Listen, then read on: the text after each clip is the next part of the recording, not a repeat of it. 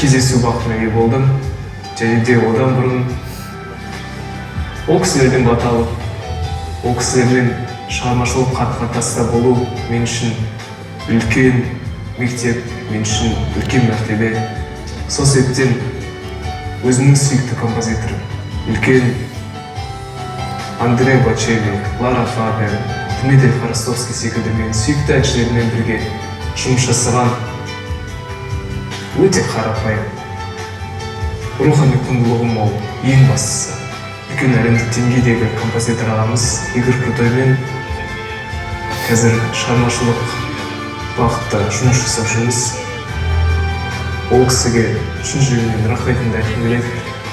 Ол кісінің тың дүниелерін орындау мен үшін үлкен мәртебе. Және де біздің ең алғашқы рет танысқан сәтімізді әлі ұмытпаймын. Өйткені сол кезде мен ерекше бір әсерге бөленген болатынмын. Ол кісінің ұсынысын естіген кезде үлкен кеудемді қуаныш кернеді.